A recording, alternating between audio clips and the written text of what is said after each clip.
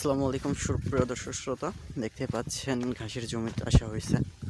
তো সকাল থেকে এসে একটু ঘাস নিয়ে যাওয়া হচ্ছে। গাভীদের জন্য ঘাস নেওয়া হয় নাই, যেটুকু ছিল ওটুকু শেষ। তো আজকে আপনাদেরকে দেখাবো আমাদের ঘাসের জমিগুলা। তো চলেন আমাদের সাথেই থাকেন, দেখতে থাকেন।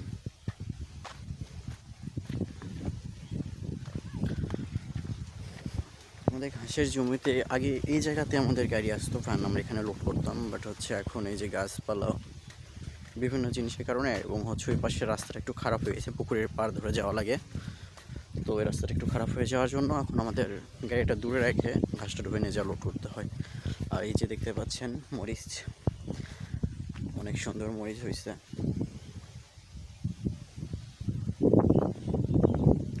কে কোথা থেকে আমার ভিডিওটা দেখতেছেন সকলে একটু কমেন্ট করে জানাবেন, কে কোন জায়গায় থাকে।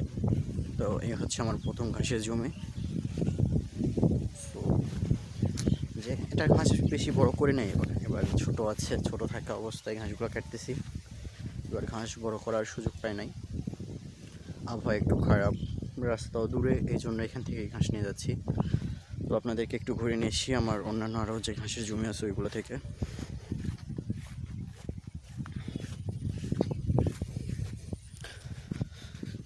তো এই যে জায়গা ফাঁকা রাখছিলাম একটু, এখানে হচ্ছে আমরা এই যে চাষাবাদ করি বাসায় খাওয়ার জন্য, হালকা পাতলা শাকসবজি।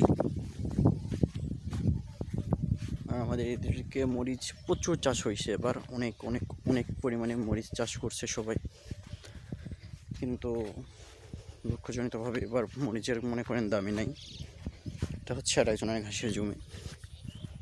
আমার ঘাসের জমি আছে সামনে, এখানে আমার দুইটা আছে, দেখতে পাচ্ছেন। এই যে সামনে এটা আমার, এই যে সামনে দেখতে পাচ্ছেন এই ঘাসগুলো প্রচুর বড় বড় হয়ে গেছে। তো রাস্তা খারাপ বিধায় ঘাসগুলো নিয়ে যেতে পারতেছি না। এই দেখেন এই ঘাসগুলো শিকড় হয়ে গেছে একদম। তো রাস্তার সমস্যার কারণে ঘাসগুলো নিয়ে যেতে পারতেছি না। আর আরেকটা ঘাসের জমি আছে এইদিকে, আপনাদেরকে আমি টোটালি ঘুরিয়ে ঘুরে দেখাচ্ছি সব, দেখতে থাকেন। যে এটা হচ্ছে আমার আরেকটা ঘাসের জমি।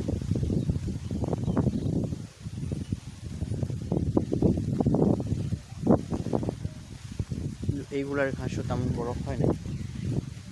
দেন এখানে শুধু ওই যে ওই জমিটার ওই যে ওইটুকু পরিমাণই হচ্ছে ঘাস বড় আছে, এছাড়া সব ঘাস ছোট। আর ওই যে যেখান থেকে কাটা হচ্ছে ওটা প্রায় এক মানুষ সমান হয়ে গেছিলো।